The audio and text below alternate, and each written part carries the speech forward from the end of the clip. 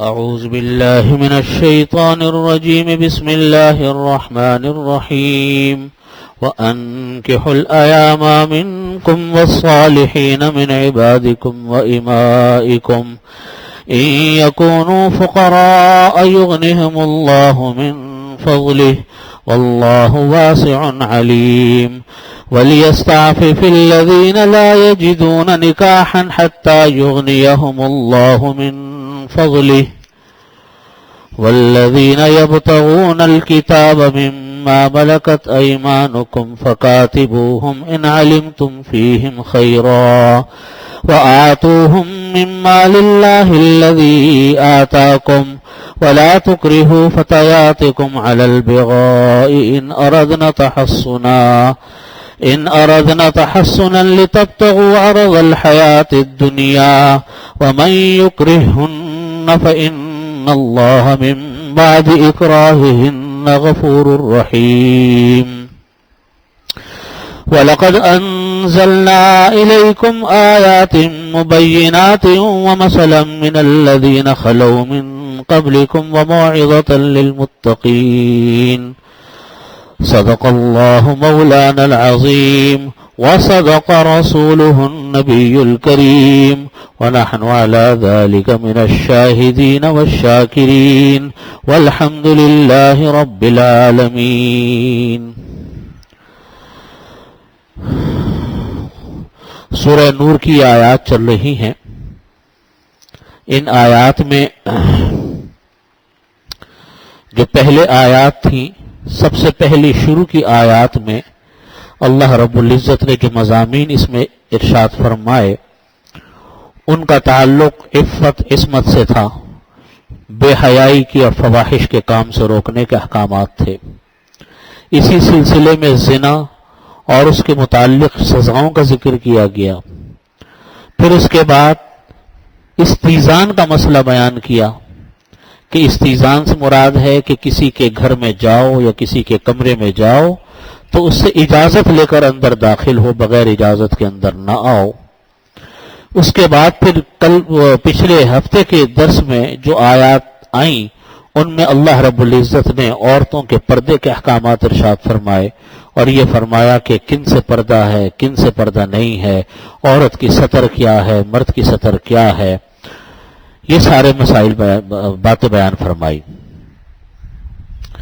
پھر اللہ رب العزت نے اب ان آیات میں یہ بیان فرما رہے ہیں کہ چونکہ اسلام ایک فطری مذہب ہے اور ایک فطری دین ہے، انسان کی طبعی جو خواہشات ہیں، انسان کی جو ضروریات ہیں، ان کا شریعت نے ضرور کوئی نہ کوئی حل بتایا ہوتا. ایسا نہیں ہو سکتا کہ کسی چیز پر پابندی لگا دی گئی اور وہ انسان کی ضرورت ہے، انسان کی فطرت ہے، تو وہ فطرت اور ضرورت کیسے پوری ہوگی؟ اس کا کوئی حکم شریعت نہ بتائے، یہ نہیں ہو سکتا. اللہ تعالیٰ ضرور وہ حکم بتاتے ہیں. چونکہ ان سب باتوں سے یہ بات پتہ چلتی ہے کہ پردہ کرو، زنا نہ کرو، اس کے پر سزائیں بھی بیان کی گئیں، تو پھر انسان کے اپنے فطری جذبات کیسے پورے ہوں اور کب پورے ہوں، اس کے پھر احکامات اللہ تعالیٰ بیان فرما رہے ہیں کہ اللہ تعالیٰ نے اپنے انسان کے اپنے جذبات کا، انسان کے اپنی خواہشات کا اللہ رب العزت نے ایک راستہ رکھا ہے اور اس کے کچھ البتہ حدود ہیں، اس کے کچھ قاعدے ہیں، اس کے کچھ شرائط ہیں کہ ان کو کس طریقے سے انسان اس کا کس طریقے سے انسان اس کو پورا کرے. یہاں پر جو آیات شروع ہو رہی ہیں فرمایا کہ وَأَنكِحُوا الْأَيَامَ مِنكُمْ، کہ تم ان عورتوں کا نکاح کرو. مراد اس سے وہ ہیں ایامہ، ایم کی جمع ہے، اس کے معنی آتے ہیں ایسے مرد یا ایسی عورتیں جن کا نکاح موجود نہ ہو. اب نکاح موجود نہ ہونے کی صورت یہ بھی ہو سکتی ہے کہ بالکل ہی نکاح نہیں ہوا، اور یہ بھی ہو سکتی ہے کہ طلاق ہو گئی، اس لیے کوئی عورت نکاح کی حالت میں نہیں ہے یا کوئی مرد نکاح کی حالت میں نہیں ہے، یا ان کے شوہروں کا یا ان کی بیویوں کا کسی کا انتقال ہو گیا، اس وجہ سے وہ نکاح کی حالت میں اب نہیں ہے. تو فرمایا کہ ان لوگوں کو تم خالی مت چھوڑو. ان کے اولیاء سے بات یہ بیان فرما رہے ہیں کہ وَأَنكِحُوا الْأَيَامَ مِنكُمْ، جو لوگ بغیر نکاح کے ہیں اور ان کے اندر صلاحیت ہے نکاح کرنے کی. نکاح کرنے کی صلاحیت کا مطلب ہوتا ہے کہ مالی طور پر بھی صلاحیت ہو کہ وہ نکاح کر سکتے ہوں، بیوی کا خرچہ اٹھا سکتے ہوں، بیوی کا نان نفقہ دے سکتے ہوں، اور جسمانی صحت بھی ان کی ایسی ہو کہ وہ حقوق زوجیت ادا کر سکتے ہوں، بیوی کے حقوق ادا کر سکتے ہوں. اور بیوی بھی اس حالت میں ہو، عورت بھی اس حالت میں ہو کہ اگر وہ کسی مرد کے ساتھ نکاح میں ہو تو وہ اس کے حقوق ادا کر سکے. تو اس کو فرماتے ہیں کہ وَأَنكِحُوا الْأَيَامَ مِنكُمْ، کہ تم لوگ نکاح کر دو ایسے مردوں کا اور ایسی عورتوں کا جو اس وقت نکاح کی حالت میں نہیں ہیں، وَالصَّالِحِينَ، اور ان کے اندر نکاح کی صلاحیت بھی ہو.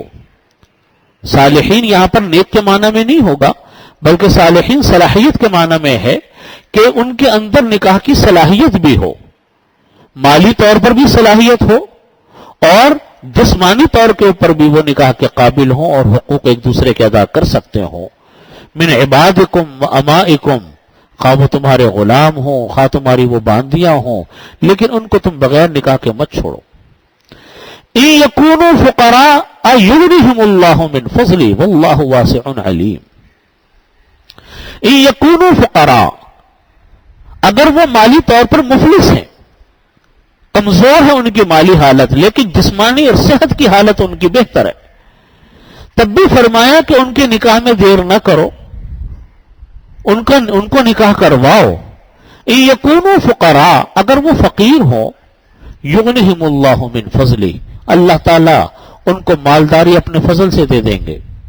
ہر روح اپنے ساتھ خود رزق لے کر آتی ہے اپنا.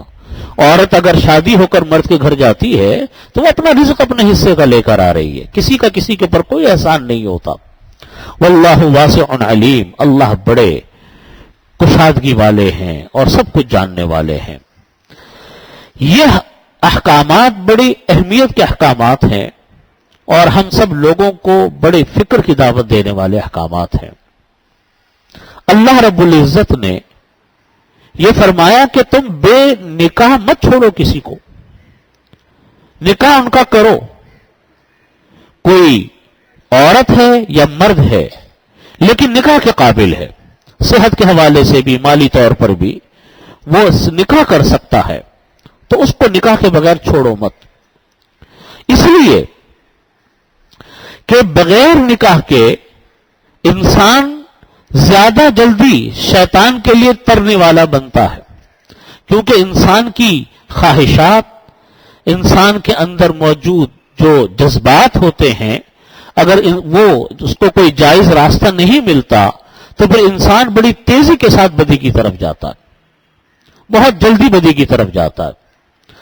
اسی لیے بس البتہ اتنی بات ہے کہ لڑکیوں کو اور لڑکوں کو حکم یہ ہے کہ اپنے ولی، اپنے سرپرستوں کی اجازت کے ساتھ نکاح کریں. اگرچہ اس بات کی اجازت بھی ہے کہ اگر کوئی بالغ لڑکی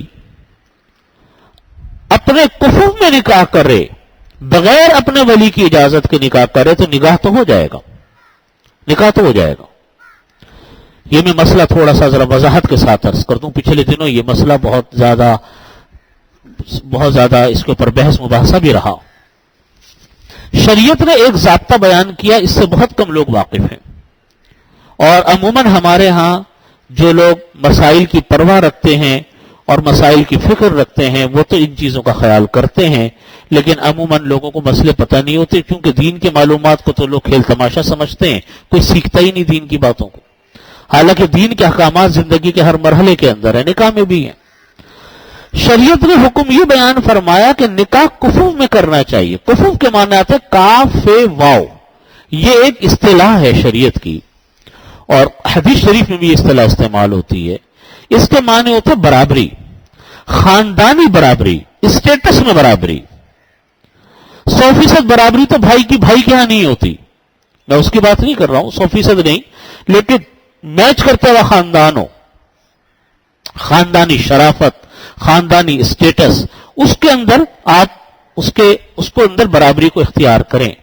مثال کے طور پہ میں مثال دیتا ہوں، مثال کے طور پہ جو عربوں کی اولادیں ہیں، جیسے عثمانی ہے، صدیقی ہے، فاروقی ہیں، علوی ہیں، سید ہیں، ان کا سلسلہ نسب یہ اگرچہ اونچ نیچ ہے، سید خاندان بہت اونچا، سب سے اونچا ہے، صدیقی علی حسب ترتیب علی حسب المراتب فرق ہے، لیکن نکاح کے معاملے میں شریعت نے ان کو ایک دوسرے کا کفو قرار دیا کہ ایک دوسرے کے کفو میں، یعنی ایک دوسرے کے خاندان میں شادی کریں گے تو خاندانی جو برابری ہے وہ ایسی ہے کہ لڑکا لڑکی آپس میں نبھاؤ کر جائیں گے۔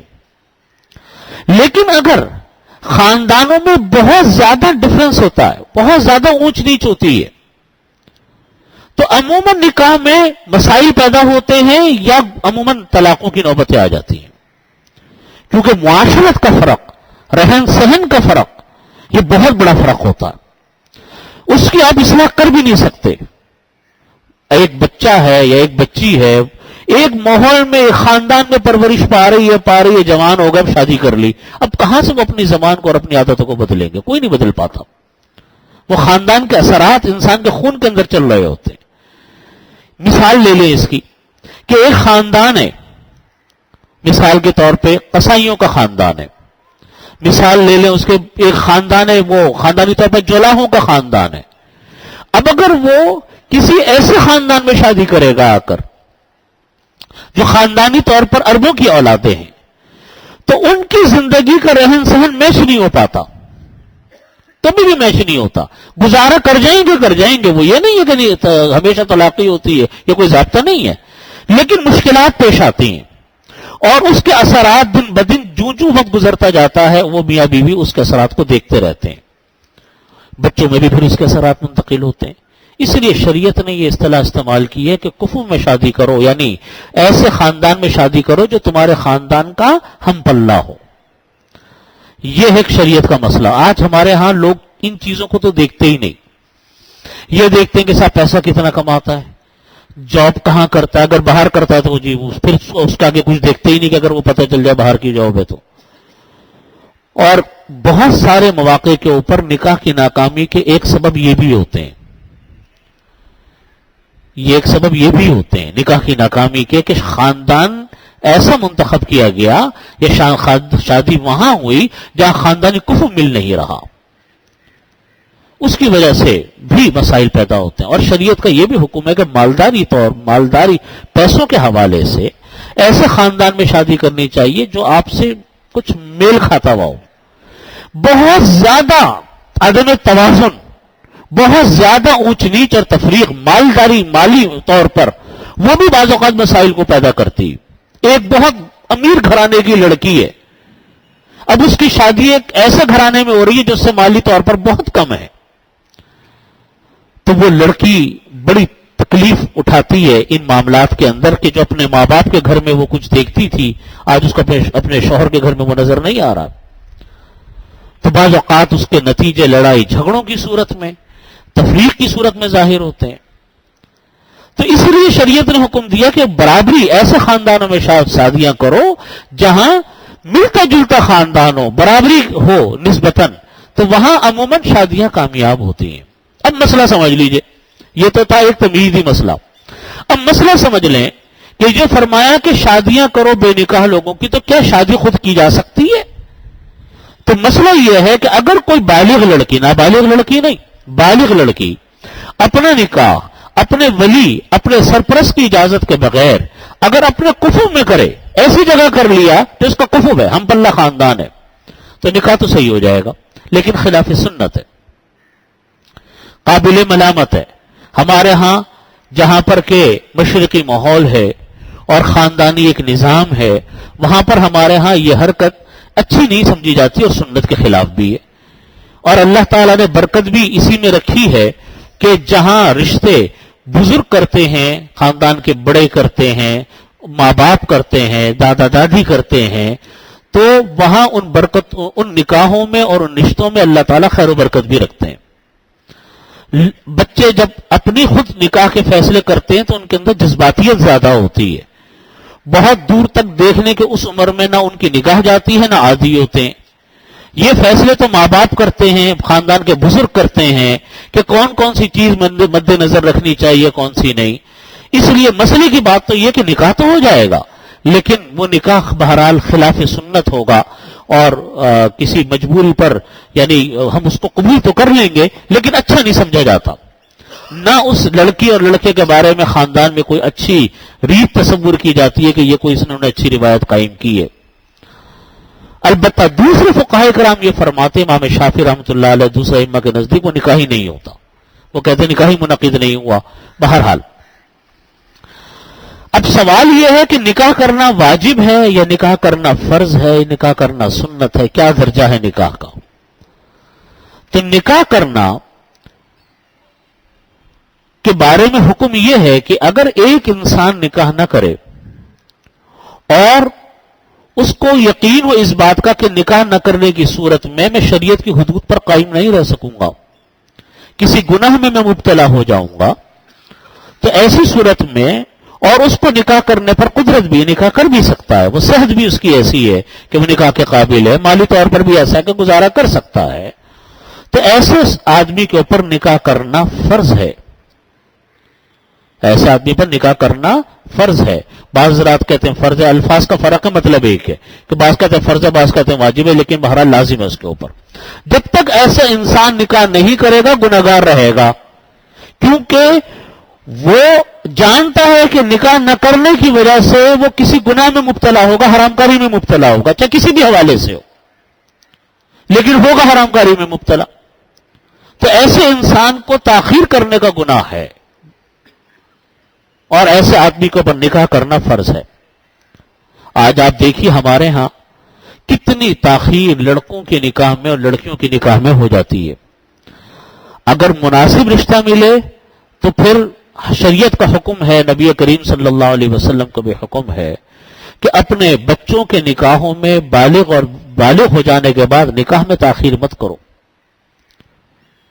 اور جہاں فرمایا کہ جہاں نکاح نہیں ہوتے وہاں پھر فساد پھیلتا ہے, اور آپ کی آنکھوں اور ہماری آنکھیں دیکھتی ہیں اس فساد کو جو ہمیں اور آپ کو نظر آتا ہے. آج ایک طرف تو مخلوط ماحول, تعلیم اسکولوں کالجوں کی مخلوط, لڑکے لڑکیاں, جوان لڑکے لڑکیاں ساتھ پڑھتے ہیں, روک ٹوک کوئی نہیں, کہاں اسکول میں کون کس کو روک سکتا ہے, بے پردگی اوپر سے, کوئی پردہ بھی نہیں, کوئی شرم و حیا بھی نہیں. پھر رہی صحیح کسر جنازہ اس شرم و حیا کا آپ کے موبائل اور نیٹ نے نکال دیا. ہر وقت ہر ایک کے ہاتھوں میں موبائل ہے, انٹرنیٹ سے وہ کنیکٹ ہے, واٹس ایپ وہ یوز کر رہا ہے, فیس بک وہ استعمال کرتا ہے, ای میلیں اس کی چل رہی ہیں, کون کون سے جناب چیزیں اس نے لے رکھی ہیں. دنیا کا ہر طرح کا مواد انٹرنیٹ کے اوپر موجود ہے, اچھا اور برا. پھر دن رات کی فحش فلمیں, گھر گھر میں کیبل لگا ہوا ہے, دن رات فحش انگیز فحش مناظر صبح سے شام تک دیکھے جا سکتے ہیں. آپ مجھے بتائیے گناہ پر ابھارنے والی ہزاروں چیزیں موجود ہیں کہ نہیں ہیں؟ ہزاروں چیزیں موجود ہیں, پابندیاں کچھ بھی نہیں. تو آپ اب فرشتے تو ہیں نہیں, فرشتہ تو کوئی ہے نہیں بھائی. اتنا کنٹرول جوانی میں انسان کو بڑھاپے میں نہیں ہوتا, جوانی میں کون کرے گا؟ پھر کوئی یہ کہے کہ صاحب میں گناہ سے بچ گیا, تو میں کہتا ہوں کہ بہت بڑی بات ہے کہ اللہ تعالیٰ اس کو گناہ سے بچائے. انسان اپنے اوپر کنٹرول کرے تو ضرور گناہ سے بچ سکتا ہے, لیکن ایسا بہت کم ہوتا. ان جیسے حالات شریعت نے یہ پردے کی پابندی بلا وجہ نہیں رکھی, یہ کسی انسان کی پابندی نہیں ہے. لوگ اگر علماء کو برا بھلا کہتے ہیں, علماء کے بتائی ہوئی پابندیاں نہیں ہے, یہ تو قرآن پاک کا حکم ہے, یہ کسی کا اپنا بنایا ہوا حکم نہیں ہے. اسی کو لوگ کہتے ہیں کہ علماء جو ہوتے ہیں, مفتی جو ہوتے ہیں, حکم بناتے نہیں ہیں, مسئلے بناتے نہیں ہیں, مسئلے بتاتے ہیں. بنانے والی ذات تو اللہ کی ہے. یہ پردے کی پابندی اس لیے ہے تاکہ یہ مسائل پیدا نہ ہو. آج آپ دیکھیں اغوا, زنا بالجبر, اور عورتوں کو چھیڑنا, یہ سارے مسئلے مسائل کتنے دن رات بڑھ رہے ہیں. یہ ان سب کے بڑھنے کی بہت بڑی وجہ ایک بے پردگی ہے اور ایک نکاح میں بلا وجہ کی تاخیر ہے. بلا وجہ کی تاخیر. شریعت کا حکم کیا ہے؟ ہمارے سامنے بات آئی. شریعت کا حکم یہ ہے کہ وَأَنكِحُوا الْأَيَامَ مِنكُمْ، کہ جو بے نکاح ہیں، جیسے بھی ہیں بے نکاح، نکاح تھے ختم ہو گئے، انتقال ہو گیا میاں بیوی میں سے کسی کا، یا شادیاں نہیں ہوئی، ان کا تم نکاح کرو. اسی لیے نبی کریم صلی اللہ علیہ وسلم نے فرمایا کہ کوئی انسان اگر بالغ ہے اور اس کو نکاح کی خواہش ہے اور اس کا نکاح نہیں ہوتا تو اپنے آپ کو کنٹرول کرنے کے لیے ضروری ہے کہ فرمایا کہ ایسے آدمی کو چاہیے کہ وہ روزے رکھے. جب انسان روزے رکھتا ہے تو انسان کی خواہشات کنٹرول میں رہتی. حکم ہے شریعت کا اپنے آپ کو کنٹرول کرو اور نکاح کا کوشش کرو. ایک روایت میں آتا ہے، مسند احمد کی روایت ہے، کہ ایک صحابی تھے حضرت عکاف رضی اللہ عنہ. نبی کریم صلی اللہ علیہ وسلم نے حضرت عکاف رضی اللہ عنہ سے پوچھا کہ کیا تمہاری بیوی ہے؟ انہوں نے کہا کہ نہیں. پھر اس زمانے میں باندیاں ہوتی تھیں تو باندیوں کے ساتھ بھی تعلقات ویسے رکھے جا سکتے تھے جیسے بیوی کے ساتھ رکھے جا سکتے ہیں. تو آپ نے پوچھا کہ کیا تمہارے پاس کوئی باندی ہے شرعی طور پر؟ انہوں نے کہا کہ نہیں. پھر آپ نے پوچھا کہ کیا تمہارے پاس مالی طور پر گنجائش ہے کہ تم نکاح کر سکتے ہو؟ انہوں نے کہا کہ ہاں میں مالی طور پر اس قابل ہوں کہ میں نکاح کر سکتا ہوں. آپ نے اس کے جواب میں فرمایا کہ پھر تو تم شیطان کے بھائی ہو. آپ نے فرمایا کہ پھر تو تم کون ہو؟ شیطان کے بھائی ہو. اور فرمایا کہ ہماری سنت نکاح کرنا ہے. اور پھر فرمایا کہ تم میں بدترین آدمی وہ ہیں جو بے نکاح ہوں. بدترین لوگ وہ ہیں جو بے نکاح ہوں. اور تمہارے مردوں میں، یعنی وہ لوگ جو کہ انتقال کر گئے، سب سے زیادہ رذیل وہ ہیں جو بے نکاح ہونے کی حالت میں مر گئے. آپ اندازہ کیجئے. فرمایا کہ تمہارے مردوں میں، یعنی جو لوگ انتقال کر چکے، ان میں سب سے بدترین انسان وہ ہے اور سب سے رذیل الفاظ ہیں، سب سے رذیل وہ ہیں جو بے نکاح مر گئے. تو معمولی بات نہیں ہے. ہم لوگ جس معاشرے میں زندہ ہیں، ہم لوگ تو بس ایک چیز کو دیکھ رہے ہیں آج اپنے ماحول اور معاشرے میں کہ وہ بس کمانے کے قابل ہو جائے. اس کا جواب قرآن کریم نے پیچھے دے دیا. فرمایا کہ یکونوا فقراء یغنیہم اللہ من فضلہ. اگر کسی کے پاس مالی گنجائش نہیں، وہ فقیر ہے، یغنیہم اللہ من فضلہ، ارے اللہ پہ بھروسہ کرو بھائی.